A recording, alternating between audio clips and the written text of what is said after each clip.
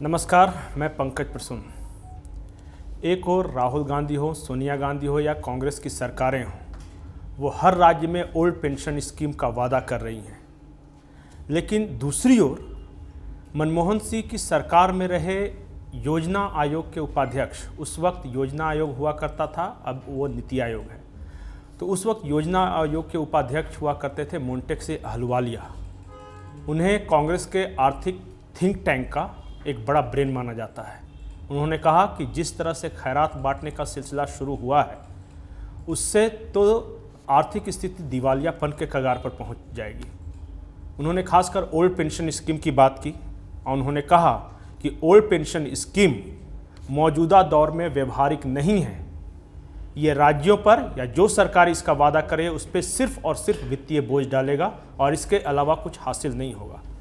तो देखना यह है कि कांग्रेस के ही जो आर्थिक थिंक टैंक हैं, उसके जो जाने माने चेहरे हैं मोंटेक अहलुवालिया, उनके इस बयान को लेकर कांग्रेस की ओर से क्या प्रतिक्रिया आती है। दूसरी बड़ी खबर यह है कि कल मैंने एक शंकर मिश्रा के बारे में आपको बताया था कि किसी कंपनी का सीईओ थे वो, और उन्होंने एक बुजुर्ग महिला के साथ फ्लाइट में गलत हरकत की थी, पेशाब कर दिया था उनके ऊपर और वो शराब के नशे में धुत थे। ये मामला नेशनल मीडिया की सुर्खियां बना, काफ़ी विवाद हुआ और आज शंकर मिश्रा को बेंगलुरु से गिरफ्तार कर लिया गया है। उनकी नौकरी चली गई है, कंपनी ने उन्हें नौकरी से निकाल दिया और उन्हें 2 दिन के जुडिशियल रिमांड पे भेज दिया गया है। तीसरी बड़ी खबर यह है राजनीति से जुड़ी हुई। आपको पता होगा कि शिवसेना जो महाराष्ट्र में है उसके 2 टुकड़े हुए थे, एक शिंदे गुट था और दूसरा उद्धव गुट। अब जो शिंदे गुट के संजय शिरसाट हैं, उनका दावा है कि उद्धव गुट के तमाम विधायक सिर्फ एक को छोड़कर, वह है उद्धव ठाकरे के बेटे आदित्य ठाकरे को छोड़कर तमाम विधायक शिंदे गुट में शामिल होने जा रहे हैं और खरमास के बाद कभी भी कार्यक्रम आयोजित हो सकता है। ये संजय शिरसाट का दावा है जो कि शिंदे गुट के हैं। तो अगर ऐसा हुआ तो एक तरह से महाराष्ट्र के अंदर जो उद्धव गुट वाली शिवसेना है उसके पास सिर्फ एक विधायक बच जाएंगे। शिवसेना भवन, जिसे शिवसेना की राजनीति में जिसका स्थान बेहद अहम है, वो पहले ही शिंदे गुट के पास जा चुका है।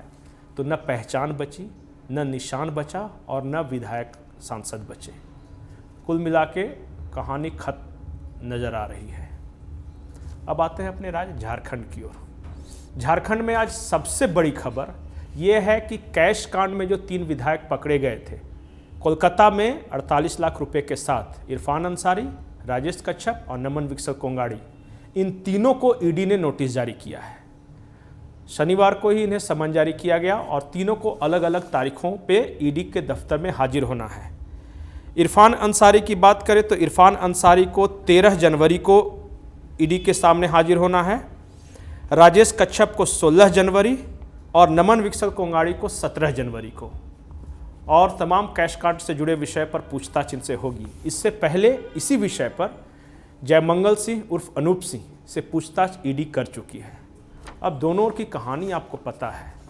जयमंगल सिंह उर्फ अनूप सिंह ने ये दावा किया था कि ये तीनों विधायक झारखंड सरकार को गिराने की साजिश में शामिल थे और इन्होंने पैसे लिए और असम के मुख्यमंत्री से मुलाकात करवाने की भी बात कही और एक 0 एफआईआर भी दायर की गई थी अरगोड़ा थाने में।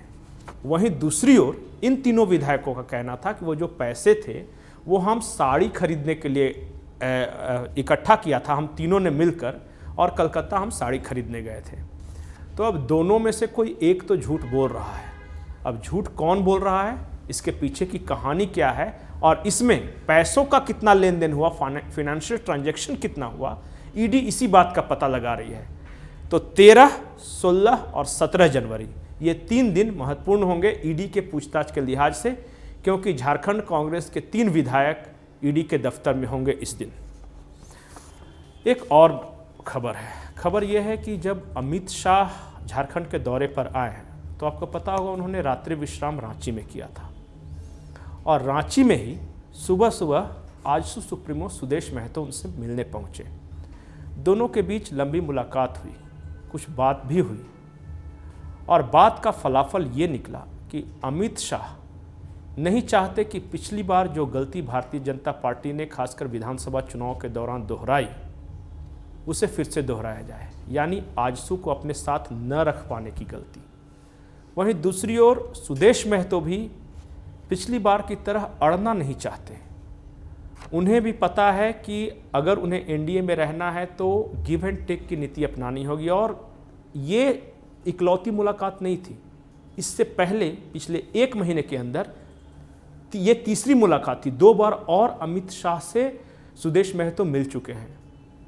तो सुदेश महतो सीधे तौर पर बीजेपी के शीर्ष नेतृत्व के संपर्क में हैं, और कयास तो ये लगाए जा रहे हैं कि सुदेश महतो सिर्फ गठबंधन करेंगे या इससे आगे की भी कहानी भी कुछ लिखी जा रही है। फिलहाल कयास हैं, जब तक कुछ ठोस पता नहीं चलता हम इस बारे में कुछ नहीं कहेंगे। एक और बड़ी राजनीतिक खबर है। जिस वक्त चाईबासा में अमित शाह एक जनसभा को संबोधित कर रहे थे, ठीक उसी वक्त जमशेदपुर में सरयू राय एक प्रेस कॉन्फ्रेंस को संबोधित कर रहे थे। और आमतौर पे तो सरयू राय ने उस प्रेस कॉन्फ्रेंस में ये बताया कि जो उनकी पार्टी है भारतीय जनतांत्रिक मोर्चा, वो 20 से 25 सीटों पर चुनाव लड़ने की तैयारी कर रही है। कैंडिडेट कहाँ से आएंगे इसके बारे में पूछे जाने पे सरयू राय ने कहा कि जब चुनाव आते हैं तो उस वक्त की परिस्थितियाँ भिन्न होती है।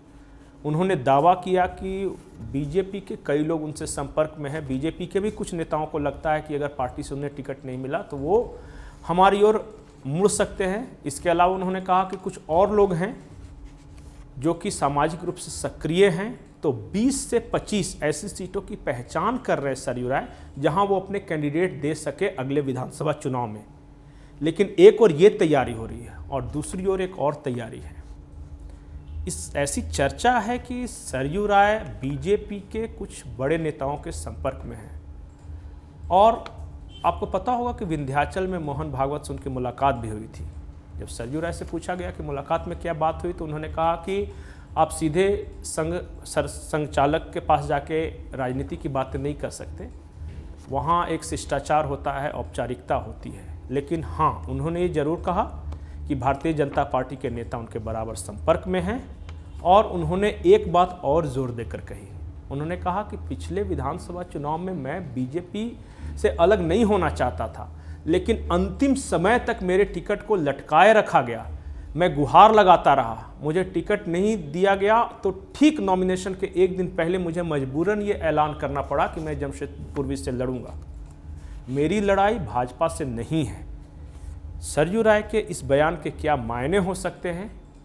क्या ये उनकी इच्छा को कुछ दर्शाते हैं? ये भी एक बड़ी हैपनिंग होगी। इसके साथ ही एक खबर और है कि जो झारखंड को लेकर भारतीय जनता पार्टी ने कुछ नेताओं को मार्क करना शुरू किया है, जिन्हें वो बाद में शामिल करा सकते हैं। उसमें बरकट्टा के विधायक अमित यादव हैं। पिछली बार भारतीय जनता पार्टी ने उनका भी टिकट काटा था, वो निर्दलीय लड़े और जीतकर विधानसभा पहुंचे। सरयू राय तो हैं ही, और कुछ सत्ताधारी गठबंधन के भी विधायक हैं जिनकी ओर ध्यान देने की बात कही जा रही है। अभी चुनाव में वक्त है, जैसे जैसे वक्त बीतेगा, चुनाव का वक्त नज़दीक आएगा, वैसे वैसे हो सकता है कि हम और आप दोनों देखें कि जो सत्तारूढ़ गठबंधन के कुछ ऐसे विधायक हैं जिन्हें आप भारतीय जनता पार्टी को ज्वाइन करते हुए देखेंगे। लेकिन उसमें अभी वक्त है। झारखंड से ही एक और खबर है, ये राजनीतिक नहीं है लेकिन पिछले कई दिनों से चर्चा में है। चर्चा में इसलिए कि आपको पता होगा कि बार काउंसिल ने पेन ड्राउन का ऐलान किया था, कार्य बहिष्कार का। मैं हड़ताल नहीं कहूँगा क्योंकि वो टेक्निकली गलत होगा।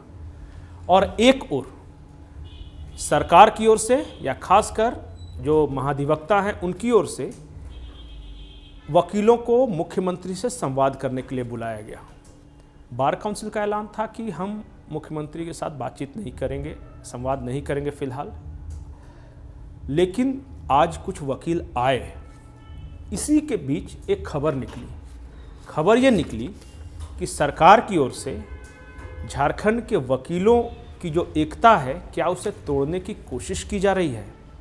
और क्या महाधिवक्ता जो राजीव रंजन जी हैं, उन्हें एक टूल की तरह इस्तेमाल किया जा रहा है? ये मैं नहीं कह रहा, ये दूसरे पक्ष के वकील बता रहे थे। और इसके पीछे मकसद क्या हो सकता है? तो उन्होंने कहा कि मकसद साफ है। सरकार को लगता है कि वकीलों के अंदर ही एक धड़ा ऐसा तैयार हुआ है जो सरकार के खिलाफ है। तो सरकार एक ऐसा धड़ा बनाना चाहती है, कुछ वैसे वकीलों को एकजुट करना चाहती हो जो सरकार के समर्थन में हो।